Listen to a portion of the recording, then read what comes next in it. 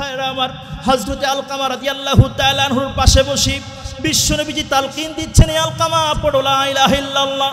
না না, বিশ্বনবীজি তালকিন দেওয়ার পরেও জবান থেকে কালিমা বের হচ্ছে না, তার মানে ঈমানি মৃত্যু হয়ে যাবে।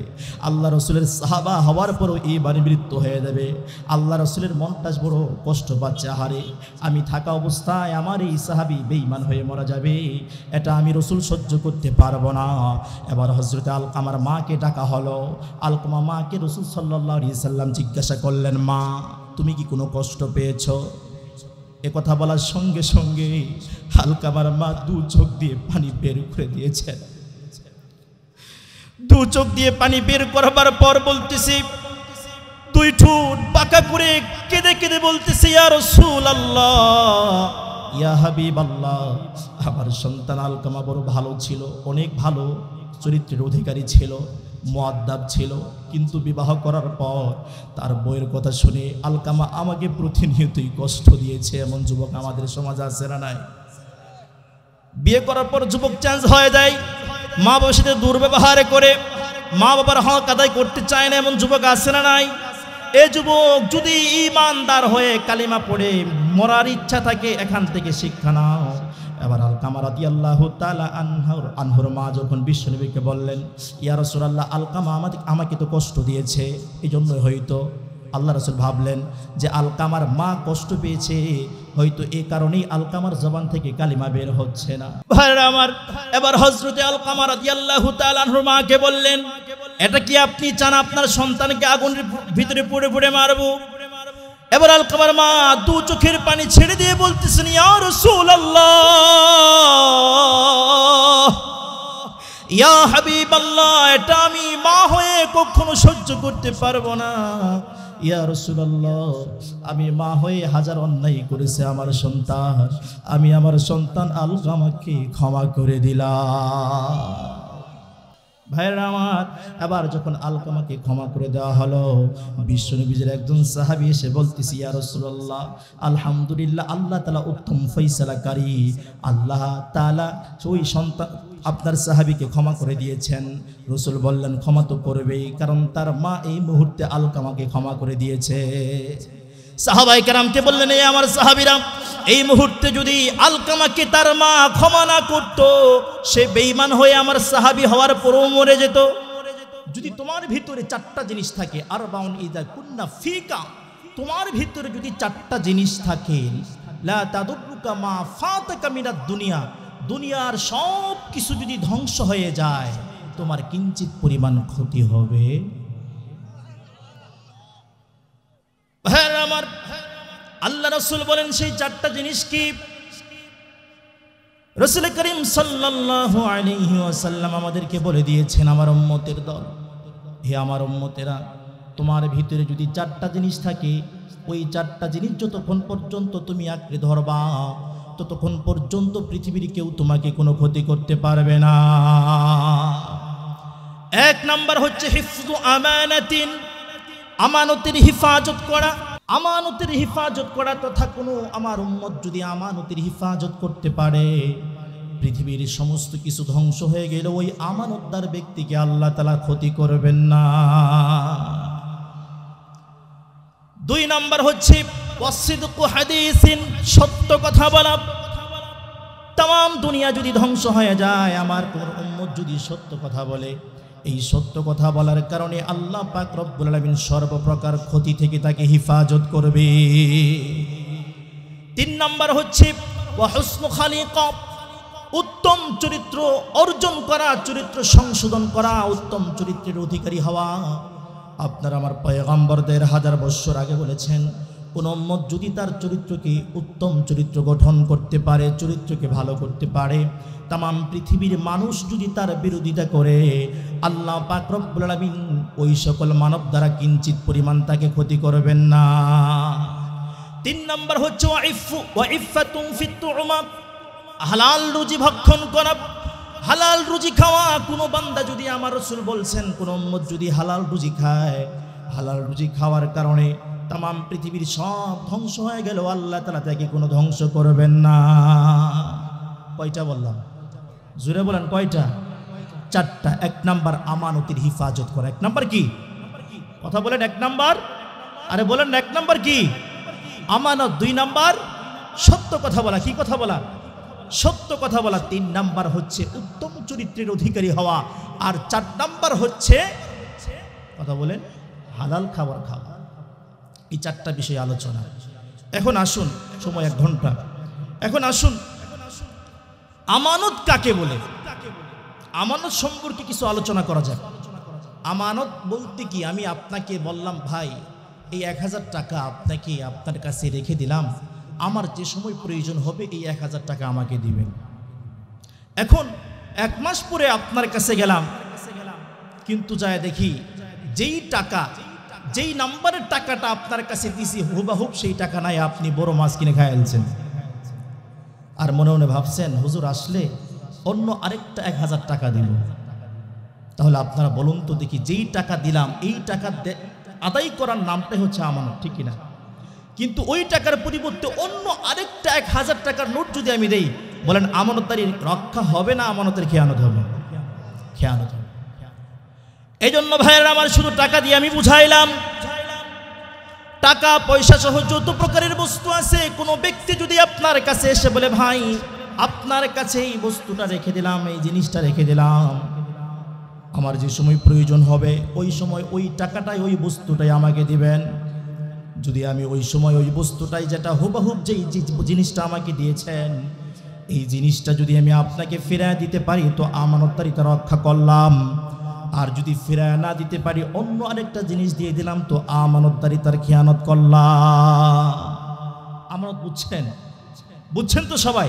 কে কে বুঝেন না একটু হাত উঠান তো দেখি। বুঝছেন সবাই? আলহামদুলিল্লাহ সবাই বুঝছেন। এবার আসুন আমানতদারিতা সম্পর্কে আল্লাহ কি বলছেন। আল্লাহ পাক রব্বুল আলামিন তিনি সূরা নিসার 58 নম্বর আয়াত, কত নম্বর আয়াত? 58 নম্বর আয়াতে আল্লাহ পাক রব্বুল আলামিন আমানতদারিতা রক্ষা করার জন্য নির্দেশ দিয়েছেন। সুবহানাল্লাহ। ভাইরা আমার, আল্লাহ পাক রব্বুল আলামিন বলেন ইন্নাল্লাহা ইয়া'মুরুকুম আন তুওয়াদ্দুল আমানাতি ইলা আহলিহা। আল্লাহু আকবার বলেন। আল্লাহ পাক রব্বুল আলামিন বলেন নিশ্চয় আমি আল্লাহ পাক রব্বুল আলামিন তোমাদেরকে নির্দেশ দিয়েছি। কেমন নির্দেশ দিয়েছি বলেন? এমন নির্দেশ দিয়েছি তথা তোমরা এই আমানতকে তার প্রাপকের নিকটে সুন্দরভাবে পৌঁছাইয়া দেবা। আমাদের কাছে কেউ যদি আমানত রাখে আমরা সেই জিনিসটা রক্ষণ করে ফেলি, কথা কোন ঠিক কিনা? ভাইরা আমার, আমানত এটা এমন একটা জিনিস, কোন বান্দা যদি এই আমানতের খেয়ানত করে তার ব্যাপারে রাসূল বলেছেন লা ঈমানা লিমান লা আমানাতা লাহু। রাসূল বলেন ওই ব্যক্তির ঈমান থাকে না যেই ব্যক্তি আমানতদারিতা রক্ষা করতে পারে না। যেই ব্যক্তির মাঝে আমানতদারিতা নাই তার কোনো ঈমান। আমানতদারিতা রক্ষা করা এটা হলো মুমিনদের গুণ। কাদের গুণ? মুমিনদের গুণ। আল্লাহ তাআলা সূরা আল মুমিনিন 8 নম্বর আয়াতে আল্লাহ তাআলা বলেন ওয়াল্লাযীনা হুম লিআমানাতিহিম ওয়া আহদিহিম রাউন। আল্লাহ পাক রব্বুল আলামিন বলেন হে পৃথিবীর মুমিন বান্দারা তোমরা আমানতদারিতা রক্ষা করো, কারণ যারা মুমিন তাদের একটা বৈশিষ্ট্য হলো তারা আমানত রেখে আমানত যথাযথভাবে আদায় করে আমানতের হিফাজত করে। ওয়াদা রাখলে, ওয়াদা দিলে ওয়াদা প্রতিশ্রুতি তারা রক্ষা করে। সুতরাং এই আয়াত থেকে বোঝা যায় যারা আমানতদারিতা রক্ষা করে তারা হচ্ছে মুমিন, ঠিক না? তারা হচ্ছে মুমিন। আর যারা আমানতদারিতা রক্ষা করে মুমিনদের খাতায় নাম লেখে নেয় তাদের ব্যাপারে আল্লাহ পাক রব্বুল আলামিন ওই জায়গায় বলেছেন উলাইকা হুমুল ওয়ারিসুন আল্লাযীনা ইয়ারিসুনাল ফিরদাউসা হুম ফিহা খালিদুন। আল্লাহ পাক রব্বুল আলামিন বলেন যে যারা আমানতদারিতা রক্ষা করে মুমিন হয় এদেরকে আমি আল্লাহ পাক রব্বুল আলামিন ওয়ারিস বানাবো। সুবহানাল্লাহ। কিসের ওয়ারিস? যে তাদেরকে আমি আল্লাহ তাআলা জান্নাতুল ফিরদাউসের মালিক বানায়া দেব। তাহলে আমানতদারিতা রক্ষা করা দরকার আছে না নাই? রাসূল এক হাদিসে বলছেন ইজমানুলি সিত্তাম মিন আনফুসিকুম আজমানু লাকুমুল জান্নাহ।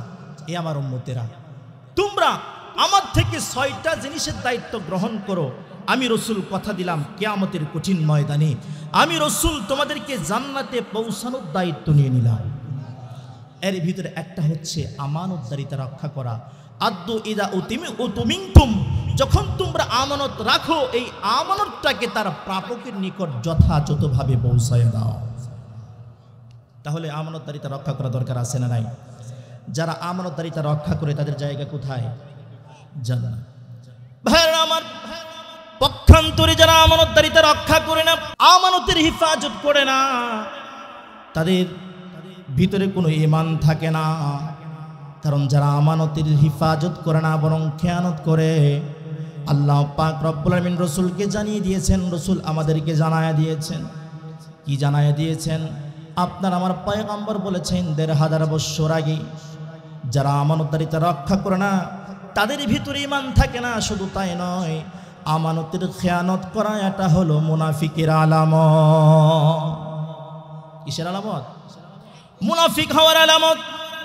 আল্লাহ রাসূল বলেছেন আয়াতুল মুনাফিকি সালাস, মুনাফিকের আলামত হলো তিনটি। বলেন কয়টি? তিনটি হচ্ছে মুনাফিকের আলামত। এর ভিতরে এক নাম্বার হচ্ছে ইদা হাদ্দাসা কাযাবা, যখন মুনাফিক বান্দা কথা বলে কথায় কথায় মিথ্যা বলে, এটা মুনাফিকের আলামত।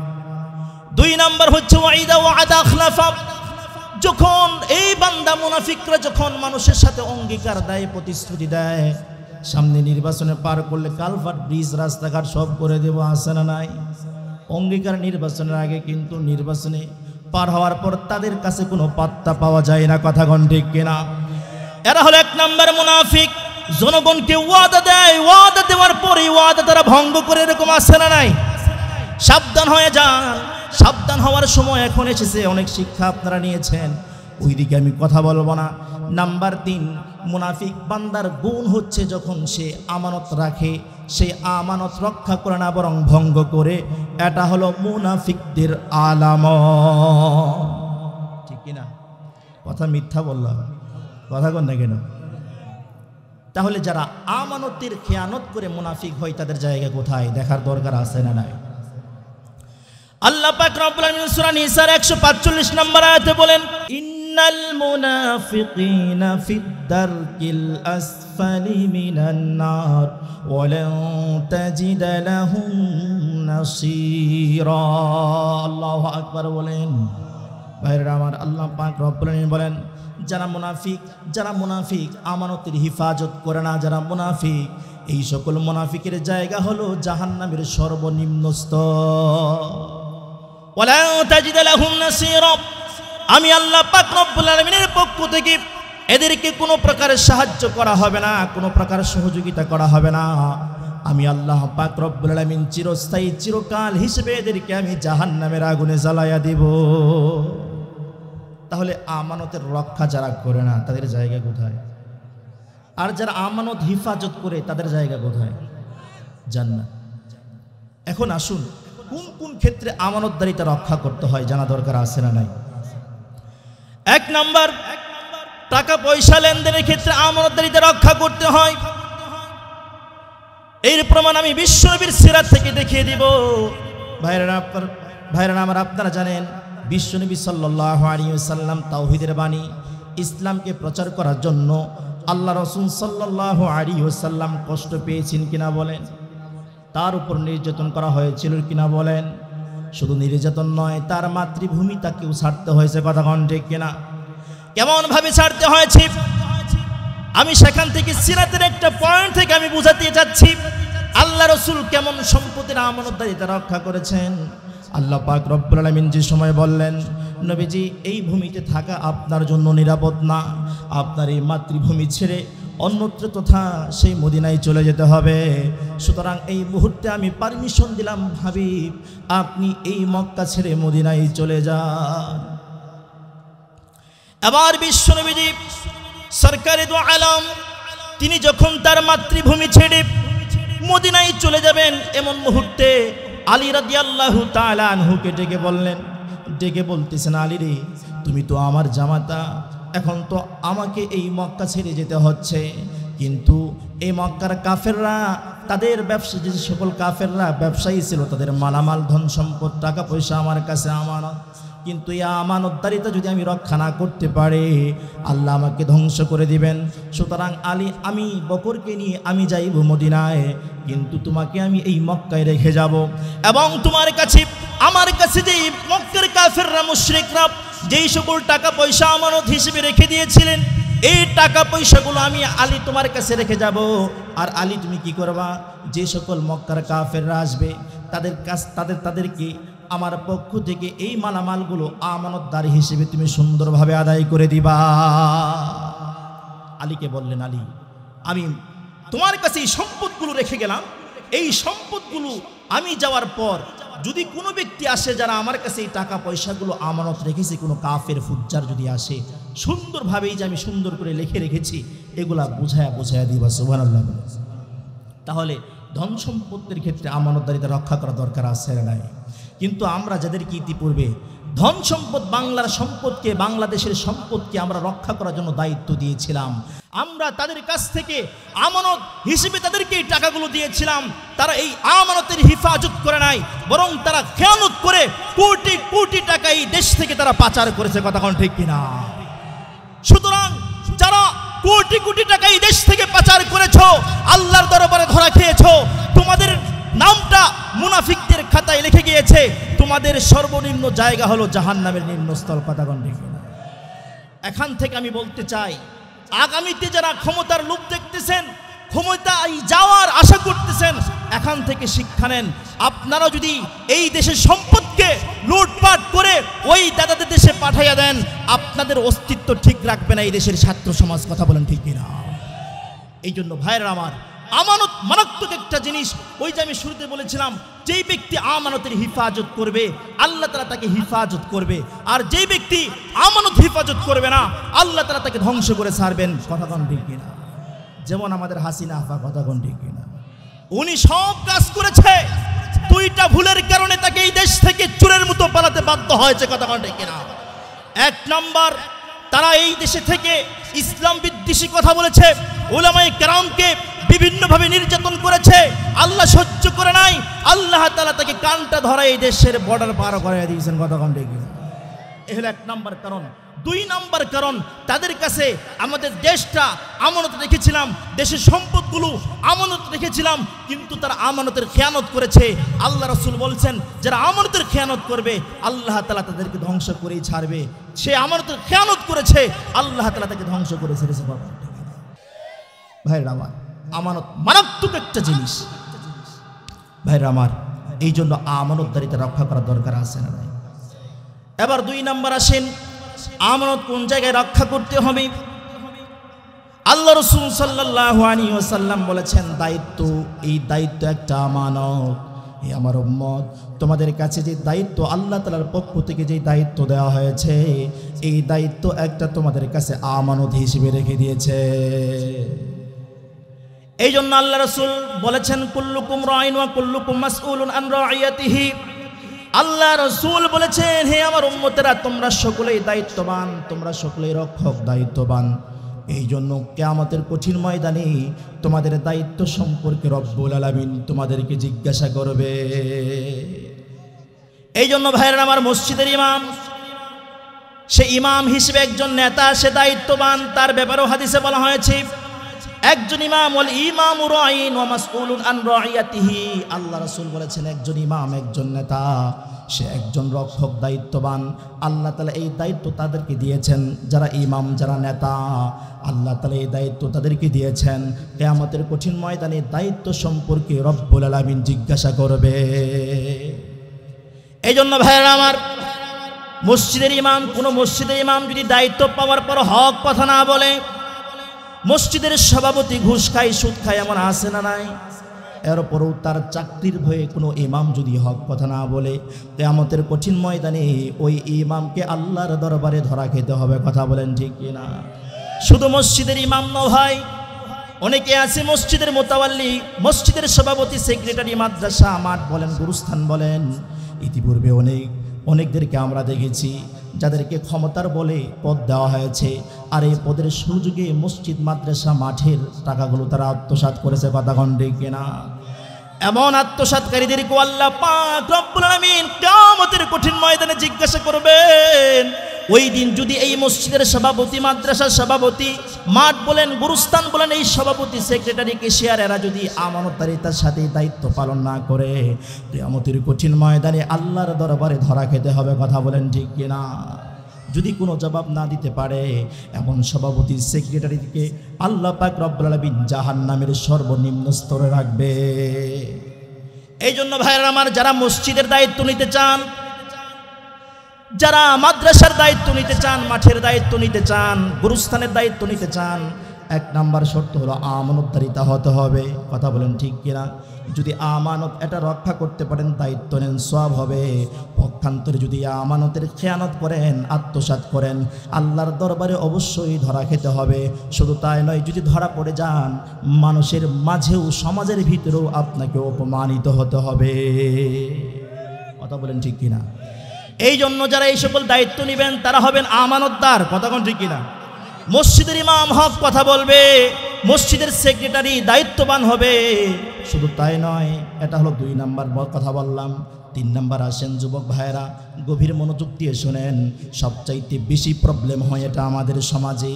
যেমন মা বাবার দায়িত্ব আপনার কাছে শেষ বয়সে এসে যায়, এটা হলো আল্লাহ তাআলার পক্ষ থেকে দেওয়া আপনার কাছে আমানত। কথা বলেন ঠিক কিনা? অনেক যুবক ভাইরা আছেন শেষ বয়সে মা বাবা বৃদ্ধ হওয়ার কারণে মা বাবার সাথে ভালো আচরণ করেন না, এমন যুবক ভাই আছে না নাই? কথা বলেন। মা বাবার দায়িত্ব এটাও একটা দায়িত্ব।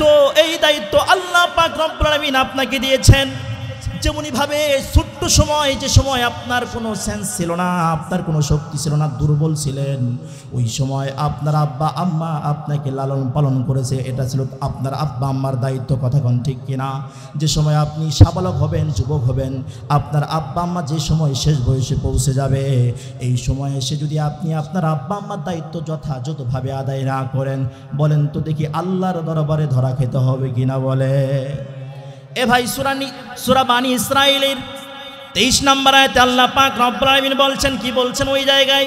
ওয়াকাদা রাব্বুকা আল্লা তা'বুদু ইল্লা ইয়্যাহু ওয়া বিল ওয়ালিদাইনি ইহসানা।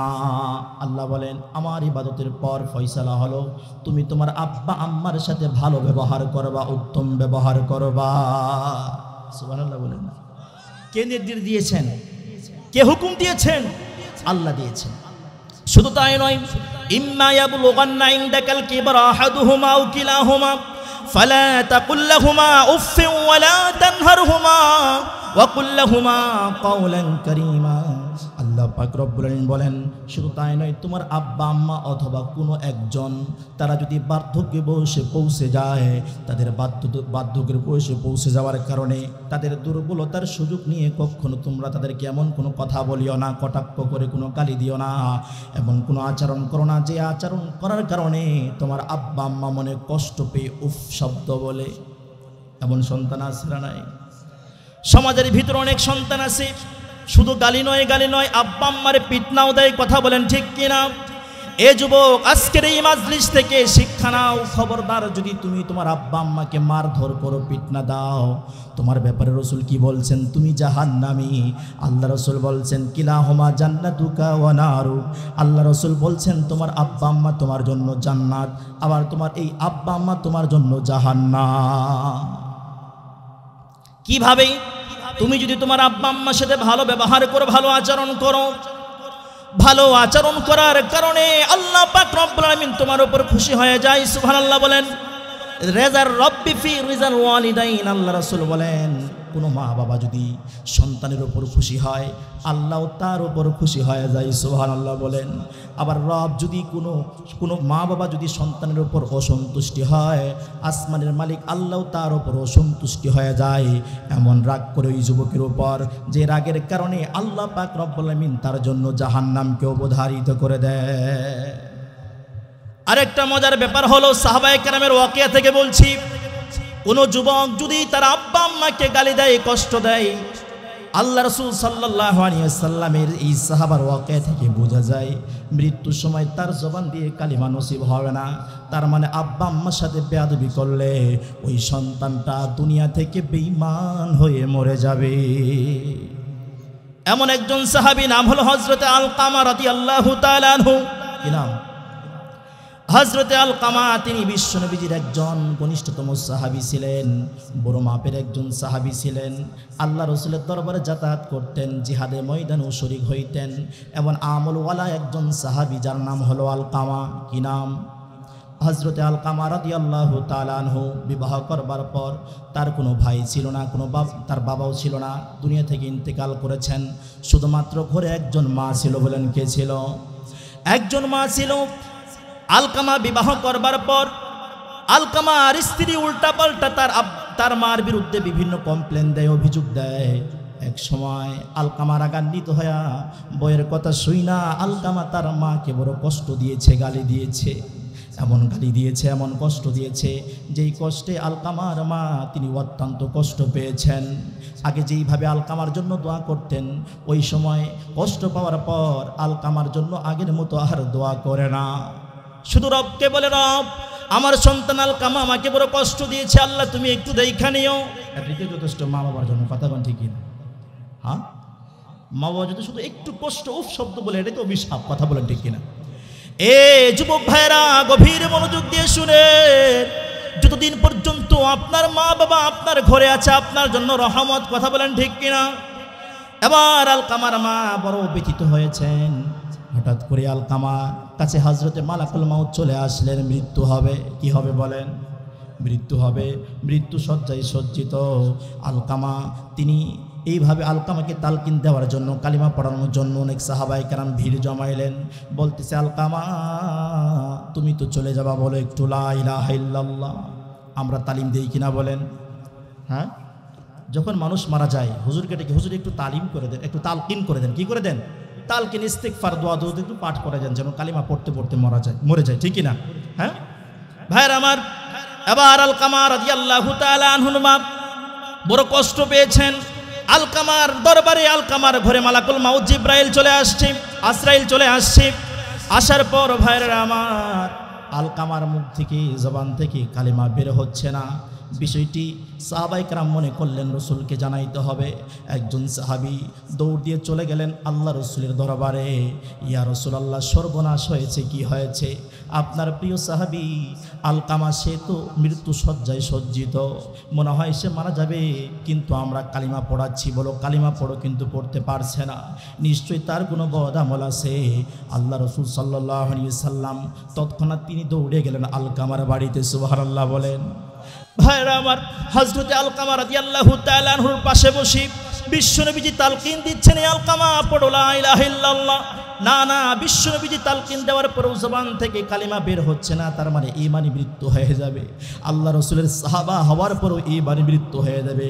আল্লাহ রসুলের মনটা বড় কষ্ট পাচ্ছে। আহারে, আমি থাকা অবস্থায় আমার এই সাহাবী বেঈমান হয়ে মারা যাবে, এটা আমি রসুল সহ্য করতে পারবো না। এবার হযরতে আলকামার মাকে ডাকা হলো। আলকামা মাকে রসুল সাল্লাল্লাহু আলাইহি সাল্লাম জিজ্ঞাসা করলেন, মা তুমি কি কোনো কষ্ট পেয়েছো? এ কথা বলার সঙ্গে সঙ্গে আলকামার মা দু চোখ দিয়ে পানি বের করে দিয়েছেন। দু চোখ দিয়ে পানি বের করবার পর বলতেছি, দুই ঠোঁট বাঁকা করে কেঁদে কেঁদে বলতেছি, ইয়া রাসূলুল্লাহ, ইয়া হাবিবাল্লাহ, আমার সন্তান আলকামা বড় ভালো ছিল, অনেক ভালো চরিত্রের অধিকারী ছিল, মুআদ্দাব ছিল, কিন্তু বিবাহ করার পর তার বইয়ের কথা শুনে আলকামা আমাকে প্রতিনিয়তই কষ্ট দিয়েছে। এমন যুবক আমাদের সমাজে আছে না নাই? বিয়ে করার পর যুবক চেঞ্জ হয়ে যায়, মা বাবার সাথে দুর্ব্যবহার করে মা বাবার হক আদায় করতে চায় না, এমন যুবক আছে না নাই? এ যুবক যদি ঈমানদার হয়ে কালিমা পড়ে মরার ইচ্ছা থাকে, এখান থেকে শিক্ষা নাও। এবার আলকামা রাদিয়াল্লাহু তাআলা আনহুর মা যখন বিশ্বনবীকে বললেন, ইয়া রাসূলুল্লাহ, আলকামা আমাকে তো কষ্ট দিয়েছে, এই জন্য হয়তো আল্লাহ রাসূল ভাবলেন যে আলকামার মা কষ্ট পেয়েছে, হয়তো এই কারণেই আলকামার জবান থেকে কালিমা বের হচ্ছে না। আলামিন জিব্রাইলকে পাঠায়া দিলেন, হে জিব্রাইল, আমার হাবিবকে বলে দেন, খবরটা জানায়া দেন, যতক্ষণ পর্যন্ত আলকামার মা আলকামাকে ক্ষমা না করবে, ততক্ষণ পর্যন্ত আমি আল্লাহ আলকামাকে ক্ষমা করব না। ভাইরা আমার, শুধু তাই নয়, এবার বিশ্বনবী কি করবেন বড় বিপাকের ভিতরে পড়ে গেলেন। কারণ জিব্রাইল এসে বলছেন, খবর তো সত্য, কথা বলেন ঠিক কিনা? এবার আল্লাহ রাসূল সাল্লাল্লাহু আলাইহি সাল্লাম আলকামার মাকে ডেকে বললেন, হে মা আলকামার মা, তুমি কি চাও তোমার সন্তানকে আগুনের ভিতরে পুড়ে পুড়ে মারবো? আলকামার মা কোনো কথা বলে না। বিশ্বনবী সাহাবায়ে কেরামদেরকে নির্দেশ দিলেন, হে আমার সাহাবায়ে কেরাম, লাকড়ি জোগাড় করো, লাকড়ি জোগাড় করবার পর এক জায়গায় সেগুলোকে রেখে আগুন দিয়ে জ্বালাও। আমি আলকামাকে তার মার সামনে সেই আগুনে পুড়ে পুড়ে মারবো। ভাইরা আমার, এই কথা বলার সাথে সাথে মার মনটা তো বড় দিল, তারপর অনেক নরম দিল থাকে, কথা বলেন ঠিক কিনা? সন্তান মাকে হাজার দুঃখ কষ্ট দিলেও মা কিন্তু এক সময় বুঝে, মার মনটা কিন্তু সন্তানের জন্য কাঁদে। এবার আলকামার মা অনেক কষ্ট পেয়েছেন, এরপরও সন্তানের জন্য কাঁদছেন আর ভাবছেন, হাই হাই, আমার চোখের সামনে আল্লাহ রাসূল আমার সন্তানকে দুনিয়ার আগুন দ্বারা প্রজ্বলিত করে মারবে, আগুন দিয়ে মেরে ফেলবে। আমি মা হয়ে যদি নিজ চোখে এই দৃশ্য দেখি, আমি মা এটা সহ্য করতে পারবো না। কথা বলেন ঠিক কিনা? ভাইরা আমার, এবার হযরতে আলকামা রাদিয়াল্লাহু তাআলা আনহুর মাকে বললেন, এটা কি আপনি চান আপনার সন্তানকে আগুনের ভিতরে পুড়ে পুড়ে মারবো? এবার আলকামার মা দু চোখের পানি ছেড়ে দিয়ে বলতেছেন, ইয়া রাসূলুল্লাহ, ইয়া হাবিবাল্লাহ, এটা আমি মা হয়ে কখনো সহ্য করতে পারবো না। ইয়া রাসূলুল্লাহ, আমি মা হয়ে হাজার অন্যায় করেছে আমার সন্তান, আমি আমার সন্তান আলকামাকে ক্ষমা করে দিলাম। ভাইরা আমার, এবার যখন আলকামাকে ক্ষমা করে দেওয়া হলো, বিশ্বনবীর একজন সাহাবী এসে বলতেছি, ইয়া রাসূলুল্লাহ, আলহামদুলিল্লাহ, আল্লাহ তাআলা উত্তম ফয়সালাকারী, আল্লাহ তাআলা ওই সন্তান আপনার সাহাবীকে ক্ষমা করে দিয়েছেন। রাসূল বললেন, ক্ষমা তো করবেই, কারণ তার মা এই মুহূর্তে আলকামাকে ক্ষমা করে দিয়েছে। সাহাবায়ে কেরামকে বললেন, এই আমার সাহাবীরা, এই মুহূর্তে যদি আলকামাকে তার মা ক্ষমা না করত, সে বেঈমান হয়ে আমার সাহাবী হওয়ার পরও মরে যেত। কি হয়? বেঈমান। তাহলে এখান থেকে আমরা স্পষ্টভাবে জানলাম, কোন সন্তান সে যদি সাহাবীও হয়, সে যদি আলেমও হয়, মক্কা মদিনার ইমামও হয়, সে যত বড় আলোচক হোক না কেন, মুফতি মুহাদ্দিস যাই হোক না কেন, সে যদি আব্বা আম্মাকে কষ্ট দেয়, বলেন তো দেখি তার জায়গাটা কোথায়? জোরে বলেন কোথায়? জাহান্নাম। তাহলে যুবক ভাইয়ারা যারা আছেন, যাদের আব্বা আম্মা বেঁচে আছে, বলেন তো দেখি মৃত্যুর আগ পর্যন্ত কেউ কষ্ট দিবেন? একটু হাত তুলে দেখান না, একটু হাত তুলে দেখান। ইয়া আল্লাহ বলেন, ইয়া আল্লাহ। যতদিন পর্যন্ত, জোরে বলেন, যতদিন পর্যন্ত আমার আব্বা আম্মা ঘরে থাকবে, এই মাজলিস থেকে তোমার কাছে ওয়াদা দিচ্ছি, কখনো আমার আব্বা আম্মার সাথে বেয়াদবি করব না। শুধু তাই নয়, হাত নামান। যতদিন পর্যন্ত আব্বা আম্মা আমার ঘরে আছে, এই দায়িত্ব আল্লাহ তাআলা আমাদেরকে দিয়েছেন, কখনো এই দায়িত্বের খেয়ানত করব না। তাহলে মা বাবার দায়িত্ব এটা একটা আমানত। কথা বলেন ঠিক কিনা? যে সন্তান মা বাবাকে কষ্ট দিয়ে আমানতের খেয়ানত করবে, এই দায়িত্বকে অবহেলা করবে, তার জায়গা কোথায়? শুরুতে বলছিলাম জাহান্নাম। কথা বলেন ঠিক কিনা? এবার আসেন আমাদের সমাজে কিছু অনেক পয়েন্টে আলোচনা। এবার আসেন আমাদের সমাজে কিছু কিছু সমাজসেবক আছে না নাই? এমপি, মন্ত্রী, চেয়ারম্যান, এরা তো আমাদের দায়িত্ব গ্রহণ করে। কথা কোন ঠিক কিনা? সমাজের দায়িত্ব নেয় না, এরা জনগণের দায়িত্ব নেয় না। কিন্তু এদের কি দায়িত্ব, এরা কেমন দায়িত্ব পালন করে? আর সাহাবায়ে কেরাম তারা রাষ্ট্রনায়ক হয়ে কেমন দায়িত্ব পালন করেছেন জানা দরকার আছে না নাই? এরা তো মনে করেন দায়িত্ব পাওয়ার পর থেকে এদের পাওয়ার, হাই পাওয়ার 420-এ চলে যায়। কথা ঠিক কিনা? এদের টানটা, এদের গতি 420-এ চলে যায়। ঠিক কিনা? কাছে যাওয়া যায় না, কাছে যেতে হলে অনুমতি লাগে, পারমিশন লাগে। কথা ঠিক কিনা? এদেরকে আমরা বড় বানাইছি, এরা আমাদেরকে দীর্ঘ 15টা বছর অনেক জ্বালাইছে। কথা ঠিক কিনা? মাহফিল করতে হলে অনুমতি লাগবে। কথা ঠিক কিনা? উলামায়ে কেরাম কোরআন হাদিস থেকে আলোচনা করে, কয় হুজুর রাজনীতির আলোচনা করেন কেন? আরে বেটা, তুমি তো এই যুগে এসে নোংরা রাজনীতি করো, পেটনীতি করো। আর এই কোরআনের ভিতরে আল্লাহ তাআলা যেই রাজনীতির কথা বলেছেন, এটা হলো সত্য রাজনীতি। আর এই রাজনীতির কথা আজকে নয়, এটা 1500 বছর আগে আল্লাহ তাআলা এই রাজনীতির বক্তব্য কোরআনের ভিতরে দিয়েছেন। কথা বলেন ঠিক কিনা? সুতরাং যেই নেতা, যেই খেতা হুজুরকে বলে, হুজুর কোরআন থেকে বয়ান করেন, রাজনীতি কোরআন কেন, তার কোরআন সম্পর্কে কোনো ধারণা নাই, সে আহাম্মক। কথা বলে ঠিক কিনা? এদের কারণে মুসলমানরা অতিষ্ঠ হয়েছে, এদের কারণে উলামায়ে কেরাম আয়না ঘরে গিয়েছে, এদের কারণে কোরআনের পাখি আল্লামা সাঈদীকে হত্যা করেছে। কথা বলেন ঠিক কিনা? এদের কারণে আমরা মুরব্বি হারা হয়েছি, এদের কারণে আমরা আলেম হারা হয়েছি। এরা লক্ষ লক্ষ হাজার হাজার আলেম উলামা তুলাবাদেরকে হত্যা করেছে। কথা বলেন ঠিক কিনা? আজ এখনো কিছু কিছু মুনাফিক রয়েছে যারা তাদের এজেন্ট হয়ে এখনো তারা মাঝে মধ্যে ইস্তেমার ময়দানে আক্রমণ করে। কথা বলেন ঠিক কিনা? এদেরকে রাখা হবে না এই দেশে। ষড়যন্ত্র করবেন, আল্লাহ তাআলার বান্দাদেরকে ষড়যন্ত্র করে কিচ্ছু করতে পারবেন না মিয়া। আমাদের শিক্ষা গ্রহণ করতে হবে বদর থেকে, উহুদ থেকে। কথা বলেন ঠিক কিনা? মুসলমানদের সংখ্যা অল্প, তাদের সংখ্যা অনেক, এর উপরও তারা পারে নাই। কথা বলেন ঠিক কিনা? আমি তাদের ব্যাপারে বলছি, আগামীতে যারা নির্বাচন করতে চান, যারা সমাজের দায়িত্ব নিতে চান, ইউনিয়নের দায়িত্ব নিতে চান, থানার দায়িত্ব নিতে চান, আপনাকে অবশ্যই আবু বকরের গুণ গ্রহণ করতে হবে। সুবহানাল্লাহ। আবু বকর কি ছিলেন? ইসলামের প্রথম খলিফা। কথা বলেন ঠিক কিনা? ইসলামের প্রথম খলিফা রাষ্ট্রনায়ক ছিলেন হযরত আবু বকর সিদ্দিক রাদিয়াল্লাহু তাআলা আনহু। মিয়া তুমি 5 বছরের জন্য ক্ষমতা পেয়ে গম তেল যা আছে সব সর্বনাশ করে দাও। কথা বলেন ঠিক কিনা? গরিব ফকিরদের যে হক রিলিফের যে চাউলটা, এটাও তুমি মেরে খাও। কথা বলেন ঠিক কিনা? আচ্ছা, আমি কথাগুলো মিথ্যা বললাম নাকি সত্য বললাম? সত্য কথা।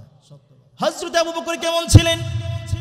উনি একজন সমাজের দায়িত্ববান একজন শাসক ছিলেন, একজন নেতা ছিলেন। হযরত আবু বকর সিদ্দিক রাদিয়াল্লাহু তাআলা আনহুকে সাহাবায়ে কেরাম জোরপূর্বক ভাবে তাকে ক্ষমতায় বসাইছেন। সুবহানাল্লাহ বলেন। ক্ষমতা বসতে চায় না, জোর করে আবু বকরকে ক্ষমতার ভিতরে বসাইছেন। ভাইরা আমার, দেখেন কেমন দায়িত্ববান লোক ছিলেন, কেমন দায়িত্ববান শাসক ছিলেন। আবু বকর জানতেন এই রাষ্ট্রের দায়িত্ব এটা আমার কাছে আমানত, আর আমি আবু বকর হয়ে যদি এই আমানতের খেয়ানত করি, কিয়ামতের কঠিন ময়দানে আল্লাহ তাআলার কাছে জবাব দিতে হবে। কথা বলেন ঠিক কিনা? ভাইরা আমার, হযরত আবু বকর সিদ্দিক রাদিয়াল্লাহু তাআলা আনহু কাপড়ের ব্যবসা করতেন। সাহাবায়ে কেরাম, মুহাজির সাহাবী, আনসার সাহাবীরা জোর করে ধরে তাকে ক্ষমতায় বসাইছেন। রাষ্ট্র চালাইতে হবে, আর আমাদের নির্বাচন করতে হলে কোটি কোটি টাকা খরচ করতে হয়। কথা বলেন ঠিক কিনা? হবেই তো। তোমার চরিত্র তো ভালো না। কথা বলেন ঠিক কিনা? তোমার চরিত্র যদি আবু বকরের মতো হইতো, আবু বকরকে জনগণ যেইভাবে জোর করে ক্ষমতার ভিতরে বসাইছেন, অবশ্যই তুমি যদি উত্তম চরিত্রের অধিকারী হইতা, তোমাকেও সাধারণ জনগণগুলো জোর করে চেয়ারের ভিতরে বসাইতো। কথা বলেন ঠিক কিনা? এক কাপ চাও তোমার খাওয়ানো লাগতো না। কথা বলেন ঠিক কিনা? ভাইরা আমার, সেই আবু বকর সিদ্দিক রাদিয়াল্লাহু তাআলা আনহু ক্ষমতায় আসার পর দেখেন তিনি তো ব্যবসা বাণিজ্য করছেন, কিন্তু ক্ষমতা অর্থাৎ এই রাষ্ট্রের দায়িত্ব গ্রহণ করার পর হযরত আবু বকর সিদ্দিক রাদিয়াল্লাহু তাআলা আনহু ব্যবসা বাণিজ্য সব বন্ধ হয়ে গেছে। 24টি ঘন্টায় রাষ্ট্রের পিছনে সময় দিতে হয়। এই জন্য সাহাবায়ে কেরাম পরামর্শ করলেন মাসিক কিছু টাকা দেওয়া দরকার, ভাতা দেওয়া দরকার, বেতন দেওয়া দরকার। এই জন্য সকল সাহাবায়ে কেরাম পরামর্শ করে অল্প টাকার কিছু ভাতা বাজেট করলেন। সুবহানাল্লাহ বলেন। অল্প কিছু টাকা, অল্প কিছু দিরহাম, যেই টাকা দিয়ে কোনো রকম মাস পাড়ি দেওয়া যায়। তা হযরত আবু বকর এইভাবে চলতেছেন, প্রতি মাসে বেতন পায়, বেতন দিয়ে কোনো রকম ভাবে খাবার চলে, কোনো রকম ভাবে পরিবার চলে। চলতে একদিন তার আহলিয়া, তার পরিবার, হযরত আবু বকর সিদ্দিক রাদিয়াল্লাহু তাআলা আনহুর স্ত্রী, উনি ইচ্ছা করলেন, হায় হায়, কবে থেকে মিষ্টি জাতীয় জিনিস খাই না, পায়েস খাই না, আমার স্বামীকেও খাওয়াইতে পারি না, আমার সন্তানগুলোকেও খাওয়াইতে পারি না। এই ভেবে আবু বকর রাদিয়াল্লাহু তাআলা আনহু যেই বেতন পাইতেন, ওই বেতন থেকে প্রত্যেক দিন যেই টাকা খরচ করতেন বাজারের জন্য, পায়েস রান্না করার জন্য, 1 মাস আগে থেকেই তার স্ত্রী প্রিপারেশন গ্রহণ করলেন, দায়িত্ব গ্রহণ করলেন। তার মানে 1 মাস আগে থেকেই যেই পরিমাণ টাকা বা চাউল ডাউল যেই পরিমাণ, যে প্রতিদিন যেই খরচ করে, সেই খরচ থেকে অল্প অল্প অল্প করে তিনি জমা করলেন। জমা করতে এক সময় এগুলা 1 মাস পর, 1.5 মাস পর বেশি হয়ে গেল। এবার হযরত আবু বকর সিদ্দিক রাদিয়াল্লাহু তাআলা আনহুর স্ত্রী ভাবতেছেন এখন পায়েস রান্না করা যাবে। হযরত আবু বকর সিদ্দিক রাদিয়াল্লাহু তাআলা আনহুর স্ত্রী তিনি পায়েস রান্না করলেন।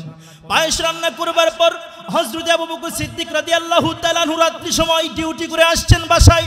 আসার পর আবু বকর রাদিয়াল্লাহু তাআলা আনহুর স্ত্রী তিনি বড় মন ভরা আশা নিয়ে অনেক খুশি হয়ে, কারণ অনেক দিন পর নাস্তা রান্না হচ্ছে। আমাদের দেশে মাসে একবার অথবা সপ্তাহে একবার যদি কুরমা পোলাও আমাদের পরিবারে রান্না করা হয়, বলেন মজা লাগে কিনা, আনন্দ লাগে কিনা? খুশি লাগে কিনা? তো আবু বকর সিদ্দিক রাদিয়াল্লাহু তাআলা আনহুর স্ত্রী তিনি খুশি মনে এই পায়েসগুলো রান্না করে তার সামনে দিয়েছেন। দেওয়ার পর আবু বকর জিজ্ঞাসা করতেছেন, বিবি তুমি এটা কোত্থেকে পেয়েছো? সুবহানাল্লাহ বললেন না? বিবি উত্তর দিলেন, স্বামী আপনি যে মাসিক বেতন পাইতেন, প্রত্যেক দিনের জন্য যে খরচ আমাকে দিতেন, এখান থেকে অল্প অল্প করে জমায়া আমি রাখছি, নিয়ত করছি আপনাকে আমার নিজের হাত দিয়ে একটু পায়েস মিষ্টি রান্না করে খাওয়াবো। সুবহানাল্লাহ। আবু বকর বলতেছেন, তুমি যদি এই পায়েস আমার কাছে দাও, আমার সামনে দাও, তাহলে তোমার বিপদ ঘটবে। নাউজুবিল্লাহ। আবু বকর দু চোখের পানি ছেড়ে দিলেন, ছেড়ে দিয়ে বলতেছে, হে আমার বিবি, এই খাবারটুকু যে খাবারটুকু তুমি প্রত্যেক দিন রান্না করে থেকে অল্প অল্প করে জমিয়েছো, 1 মাস পর তুমি জড়ো করেছো, অনেক খাবার হয়েছে, এই খাবারটুকু যদি বাইতুল মাল থেকে রাষ্ট্রীয়ভাবে আমাকে না দিত, তারপরেও এই ঘটনা থেকে তুমি যে কাজ করেছো এর থেকে প্রমাণ হয়ে গেল, যদি এই পরিমাণ অ্যামাউন্ট টাকা পয়সা বাইতুল মাল থেকে আমাকে না দিত, আমি আবু বকরের সংসারটা সুন্দরভাবে চলতো। সুবহানাল্লাহ বলেন। সুতরাং বিবি, এই পায়েস আমি খাবো না। কি পরিমাণ পায়েস রান্না করছো, নিয়ে আসো। নিয়ে আসা হলো। আনার পর বাইতুল মালের দারোয়ানকে ডাকলেন। ডাকার পর বলতেছেন, হে দারোয়ান, এই যে এই খাবারগুলো যে বেতন দিতা সেখান থেকে বাড়ছে, এই খাবারগুলো আমি ঘরে খাবো না, এই খাবারগুলো বাইতুল মালে জমা করে দাও। আর আমরা কি করি? খাই তো খাই, গরিব মানুষের চাউলটাও চুরি করে খায়। কথা বল না কেন? এই জন্য সামনে যারা স্বপ্ন দেখতেছেন, ক্ষমতা না আসতেই আপনাদের যে পাওয়ার, কথা কোন ঠিক কিনা? ওরে বাপ রে বাপ, ক্ষমতা না আসতেই, চেয়ারে না বসতেই যে পাওয়ার দেখা যাচ্ছে, আল্লাহ জানে ক্ষমতা পাওয়ার পর কি করবে। সাবধান, যদি উল্টা পাল্টা করেন ছাত্র জনতা কিন্তু ছাড়বে না। ছাত্র জনতা একবার রক্ত দিতে শিখেছে, যেই জাতি একবার রক্ত দিতে শিখেছে, এই জাতি যদি এই দেশের দায়িত্ব সম্পর্কে অবহেলা করেন, এই দেশের সম্পদকে লুটপাট করে খান, এই ছাত্র জনতা আপনাদেরকে ছাড়বে না। আবু বকরের মতো চরিত্র গঠন করেন। আবু বকর তিনি সমাজ সেবক ছিলেন, কিঞ্চিত পরিমাণ অর্থ অবৈধভাবে তিনি খাইতেন না, অথচ তার জন্য যা বাজেট করা হয়েছে এখান থেকেও বাইতুল মালে জমা দিয়েছে। কারণ আবু বকর জানতেন, কুল্লুকুম রাইন ওয়া কুল্লুকুম মাসউলুন আন রাইয়াতিহি ওয়াল ইমামু রাইন ওয়া মাসউলুন আন রাইয়াতিহি। আল্লাহ রাসূল বলছেন, একজন ইমাম, একজন নেতা, একজন শাসক, একজন রাষ্ট্রনায়ক, সে হলো দায়িত্ববান। সে যদি দায়িত্ব সম্পর্কে অবহেলা করে, খেয়ানত করে, কারণ এই দায়িত্ব তার কাছে একটা আমানত হিসেবে রেখেছি, কাল কিয়ামতের দিন আমি অবশ্যই তাকে জিজ্ঞাসা করব।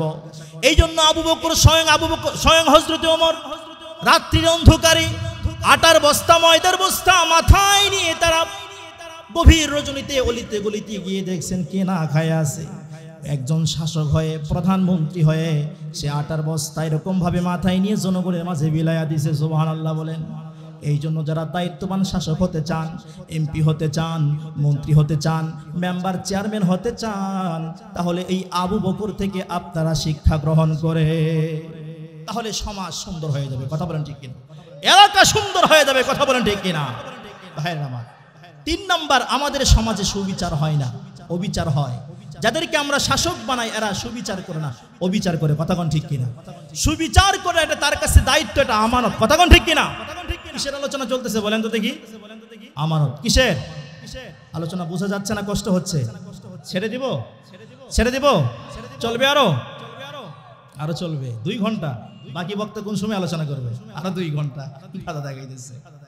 ভাইরা আমার, নেই বিচার, সুবিচার, এটা আমাদের সমাজের ভিতরে এমন অভাব। যাদেরকে আমরা সম্মান করি, যাদেরকে আমরা শ্রদ্ধা করি, যাদেরকে সম্মান করি, আমরা ডাকি বিচারের জন্য। দেখবেন এমন কিছু বাটপার আছে 4-5টা এলাকার ভিতরে কেমন নেতা থাকে, কিছু নেতা থাকে বিচার করার জন্য। এদের কিন্তু গোপন বৈঠক হয়, বৈঠকে আলোচনা হয়, সাবধান, যে বিচার হোক না কেন আমরা 2 গ্রুপ 2 পক্ষে থাকবো। 2 গ্রুপ 2 পক্ষে থাকবো। যেদিক থেকে আমরা বাধা আসুক না কেন, যেই বিচার হোক না কেন, টাকা কিন্তু অবশ্যই 50 লাগবে। কত লাগবে? অথবা 1 লাখ লাগবে। তারপরে কি হবে? ওই বিচার করবার পর ও বিচার করি আর সুবিচার করি। বিচার করবার পর এই টাকাগুলো আমরা রাতের গভীরে ভাগাভাগি করব। এমন বিচারক এলাকায় নাই? আপনাদের রূপ নাই নাকি? তাহলে এদেরকে একটু সাইজ করা দরকার আছে না নাই? হ্যাঁ, সাবধান হয়ে যান, সাবধান হয়ে যান। যারা অবিচার করে, অবিচার মানুষের উপর অবিচার করে, জুলুম করে, আল্লাহ পাক রব্বুল আলামিন তাদের ব্যাপারে বলেন সাবধান। যারা অবিচার করে কিয়ামতের কঠিন ময়দানে তাদের কাঠগড়ায় দাঁড়াতে হবে।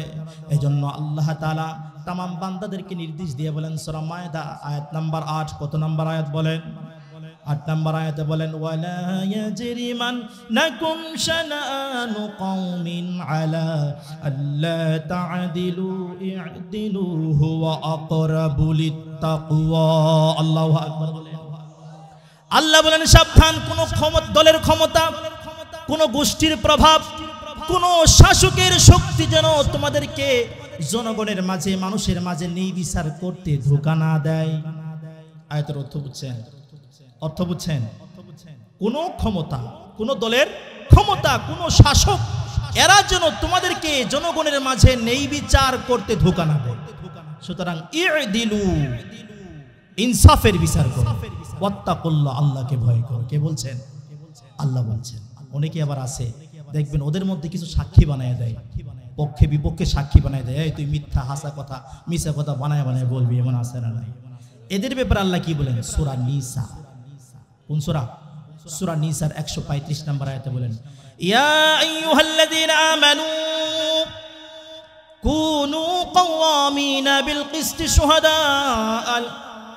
হে ঈমানওয়ালারা, তোমরা সাবধান, আল্লাহর হস্তে সাক্ষী দেওয়ার জন্য তৈরি হয়ে যাও।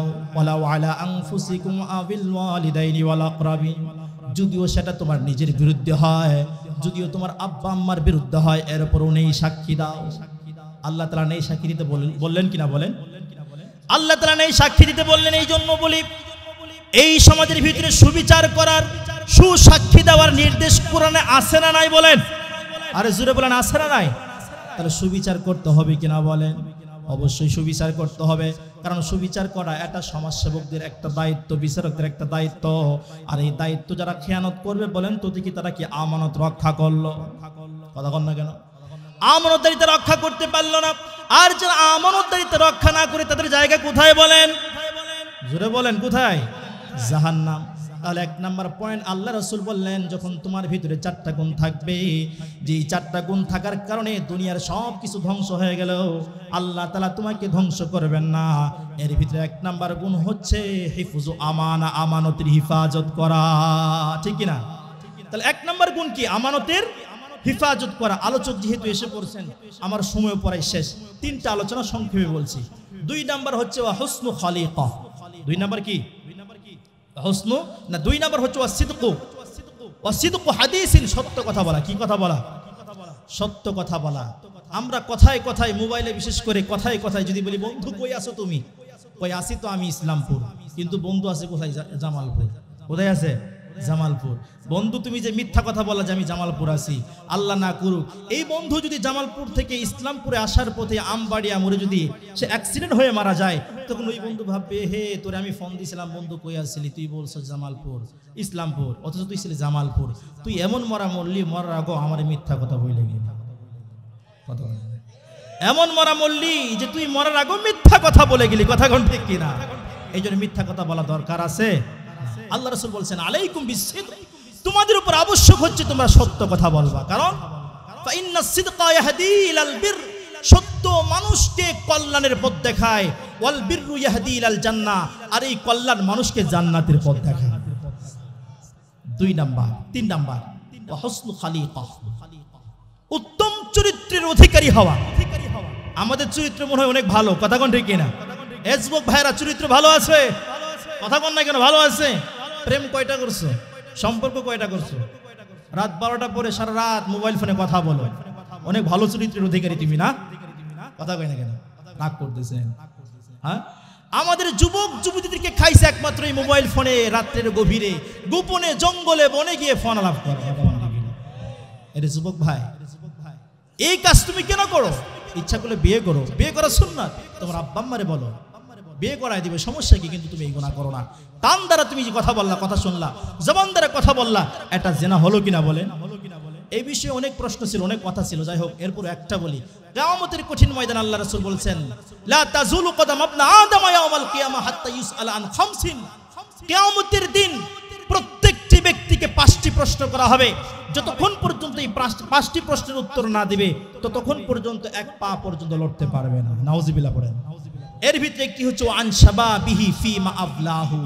এই যুবক, আমি তোমাকে যৌবনকাল দিয়েছিলাম, তুমি এই যৌবনকাল কোথায় ব্যয় করেছো? আমার ইবাদতে না গুনাহের কাজে? যদি গুনাহের কাজে ব্যয় করো, জায়গা কোথায়? আর যদি ইবাদতে, জায়গা কোথায়? আল্লাহ তাআলার আরশে আজিমের নিচে। আল্লাহ বলছেন ওয়াশাবু নাশা ফি ইবাদাতিল্লাহ। আল্লাহ রাসূল বলছেন সাবআতুন ইউযিল্লুহুমুল্লাহু ফি যিল্লিহি ইয়াওমা লা যিল্লা ইল্লা যিল্লুহু। 7 প্রকারের ব্যক্তিদেরকে আল্লাহ তাআলা আরশে আজিমের ছায়ায় জায়গা দান করবেন। এর ভিতরে একটা হচ্ছে যুবক, যেই যুবক যৌবনকালে আল্লাহর ইবাদত করে। সুবহানাল্লাহ বলেন। 3 নাম্বার ওয়াইফাতুন ফি তুমা। 4 নাম্বার হচ্ছে হালাল রুজি ভক্ষণ করা। কি রুজি? হালাল রুজি। আমরা হালাল খাই তো, কথা কোন কেন? সুদের বয়ান করলে মুখটা তো কালো হয়ে যায়, কথা কোন ঠিক কিনা? সুদ খাওয়া জায়েজ আছে? সমাজের ভিতরে ব্যাপক হারে সুদ চলছে, কথা কোন ঠিক কিনা? কেউ ডাইরেক্ট খায়, কেউ ইনডাইরেক্ট খায়, কথা কোন ঠিক কিনা? কেউ যদি না খায় আবার ওই যে সুদের কারবার লেনদেন লিখে দেয়, কথা কোন ঠিক কিনা? আবার কেউ আবার হিসাব করে দেয়, কথা কোন ঠিক কিনা? আল্লাহ রাসূল বলেছেন লাআনাল্লাহু ওয়া রাসূলুহু। আল্লাহ এবং রাসূলের লানত ওই ব্যক্তির উপর মান আকালা রিবা ওয়া মুকিলাহু ওয়া কাতিবাইহি ওয়া শাহিদাইহি। ওই ব্যক্তির উপর আল্লাহ তাআলার লানত, ওই ব্যক্তির উপর রাসূলের লানত যেই ব্যক্তি সুদ খায়, যেই ব্যক্তি সুদ দেয়, যেই ব্যক্তি সুদের কারবার লেখে, যেই ব্যক্তি সুদের পক্ষে সাক্ষী থাকে। কয় প্রকার? 4 প্রকার। কয় প্রকার? এই 4 প্রকার ব্যক্তিদেরকে আল্লাহ তাআলা এদের উপর লানত করেন। আরেকটা কথা বলছি, আর রিবা 70 হুবান। যারা সুদ খায়, সুদ খাইলে 70টা গুনাহ হয়। কয়টা? জুলমান কয়টা? ওয়া আইসরুহা আইয়ানকিহা রাজুলু উম্মাহু। কয় সর্বনিম্ন যেই গুনাহটা হয় সেটা হলো যেই ব্যক্তি সুদ খায় সে যেন তার মার সাথে জানা করে। সুদ খাওয়া যাবে? সূরা বাকারা 275 নম্বর আয়াতে সুদের ব্যাপক আলোচনা করেছেন। আমি ওদিকে যাব না, শুধু আমি অনুবাদটা বলে দিচ্ছি। কিয়ামতের কঠিন ময়দানে যারা সুদ খায়, যারা অবৈধ পন্থায় সুদ খায়, যারা সুদ খায়, যারা ঘুষ খায়, কিয়ামতের কঠিন ময়দানে আল্লাহ তাআলা এদেরকে পাগল বানায়া তুলবেন। কি বানায়া? পাগল বানায়া তুলবেন। পাগল পাগল মানুষ কিয়ামতের দিন দেখেই চিনে ফেলবে যে সুদখোর। কি ঘোর? সুদখোর। কেন? সে দুনিয়াতে বলেছিল যে সুদ ব্যবসা যেমন হালাল, সুদ তো হালাল। এমন যুক্তি দেয় কি দেয় না? আরে যারা ব্যবসা করে সুদ পায়, আমরা তো টাকার ব্যবসা করি, আমরা সুদ খাই, ওই টাকার ভিতরে এই টাকার ভিতরে পার্থক্য কি থাকলো? এমন কথা বলে কি বলে না? অথচ আহাল্লাহুল বাইয়া ওয়া হাররামার রিবা। আল্লাহ পাক রব্বুল আলামিন সুদকে হারাম করেছেন আর ব্যবসাকে হালাল করেছেন। কথা কোন ঠিক কিনা? শুধু তাই নয়, বুঝার পরেও ক্ষমা, সুদ খাইছে কিন্তু এই কথা, এই আওয়াজ যাদের কানে পৌঁছলো যে আল্লাহ আওয়াজ শুনলাম, সুদের ব্যাপারে ভয়ানক শাস্তি তুমি বলেছো সূরা বাকারা 275 নম্বর আয়াতে, আর জীবনে সুদ খাবো না। যারা এরকম ক্ষমা চায় আল্লাহ তাদেরকে ক্ষমা করে দিবেন। কিন্তু যারা ক্ষমা না করে ওমান আদা, পুনরায় আবার সুদ খায়, এই কথা জানার পরেও, সুদ খাওয়া হারাম এই কথা জানার পরেও যারা সুদ খায়, আল্লাহ তাআলা বলছেন এদেরকে আমি চিরস্থায়ী জাহান্নামী বানায়া দেব। কয়টা জিনিস বললাম? 4টা। কয়টা? 4টা। রাসূল বলেছেন ইজা কুন্না ফিকা আরবাউন, ইজা কুন্না ফিকা, যখন 4টা জিনিস তোমার ভিতরে থাকবে, লা ইয়াদুরুকা মা ফাতাকা মিনাদ দুনিয়া, দুনিয়ার সব কিছু ধ্বংস হলেও আল্লাহ তাআলা তোমাকে ধ্বংস করবে না। 1 নাম্বার হচ্ছে হিফজু আমানা, 1 নাম্বার হচ্ছে আমানতের হিফাজত করা। বলেন 1 নাম্বার কি? আমানতের হিফাজত করা। 2 নাম্বার হচ্ছে সত্য কথা বলা। বলেন 2 নাম্বার কি? সত্য কথা বলা। 3 নাম্বার হচ্ছে উত্তম চরিত্র গঠন করা, উত্তম চরিত্রের অধিকারী হওয়া। বলেন 3 নাম্বার কি? উত্তম চরিত্রের অধিকারী হওয়া। এরপরে 4 নাম্বার হচ্ছে হালাল রুজি খাওয়া। যে কথাগুলো বললাম বুঝতে পারছেন তো আপনারা? সমস্যা আছে? কেউ বিরূপ মন্তব্য করতেছেন? যে কথাগুলো বললাম আমল করা যাবে? আল্লাহ তাআলা আমাদের সকলকে আমল করার তৌফিক দান করুন। আর আমার জন্য দোয়া করবেন আল্লাহ তাআলা। আসলে আমার ইচ্ছা চায় না যে আমি এই লাইনে আসবো, বক্তার জগতে এত কঠিন ভাই। আমি কিন্তু তেমন ভালো আলোচক না, এরপরও যে প্রোগ্রামটি এই মাসে, সামনে মাসে পাইছি ভাই, এক একটা প্রোগ্রাম করলে জীবনটা বের হয়ে যায়। মাইক ভালো থাকে না অনেক সময়, একটা সমস্যা। দ্বিতীয় সমস্যা, রাত্রে জার্নি করতে হয়, অ্যাক্সিডেন্টের ভয়, ডাকাতের ভয়, একটা সমস্যা। 3 নাম্বার, 2-3টার পরে যদি আমরা বাসায় ফিরি, বাসায় ফেরার পর ফজরের আজানের সময় কি করতে হয়? উঠে আবার নামাজ পড়তে হয়। নামাজ পড়ে যে একটু ঘুম পারবো এই সুযোগটাও নেই। এরপরে আবার 9টা থেকে আবার মাদ্রাসায় ক্লাসও ঠিক রাখতে হয়, নামাজও ঠিক রাখতে হয়, বিশ্রামের কোনো সুযোগ নাই। আবার দুপুর জোহর পর অথবা আসর পর প্রোগ্রামের জন্য আবার বিভিন্ন জায়গায় দৌড়ায় যেতে হয়। এই যে একটা কষ্ট, এরপরও মানুষ ডাকে। তো আমি শুধু আপনাদের কাছে দোয়া করব, হ্যাঁ, আল্লাহ তাআলা যেন যতদিন পর্যন্ত এই লাইনে রাখছেন যেন আমানতের সাথে দিনের খেদমত করার তৌফিক দান করেন। আরেকটা দোয়া চাই যেন আল্লাহ তাআলা আমাকে এবং যারা শুনবেন সকলকে আমল করার তৌফিক দান করেন। আরেকটা বিষয় হইল আল্লাহ তাআলা যেন হঠাৎ অ্যাক্সিডেন্ট থেকে আল্লাহ তাআলা আমাদেরকে বিভিন্ন ক্ষতি থেকে যেন আল্লাহ তাআলা আমাকে হিফাজত করেন, এই দোয়াটা করবেন ইনশাআল্লাহ। কথার ভিতরে কেউ যদি কষ্ট পেয়ে থাকেন নিজ এলাকার পার্শ্ববর্তী এলাকার সন্তান হিসেবে মাফ করে দিবেন। ও আখিরি দাওয়ানা আলহামদুলিল্লাহি রাব্বিল আলামিন। আসসালামু আলাইকুম ওয়া রাহমাতুল্লাহি ওয়া বারাকাতুহু।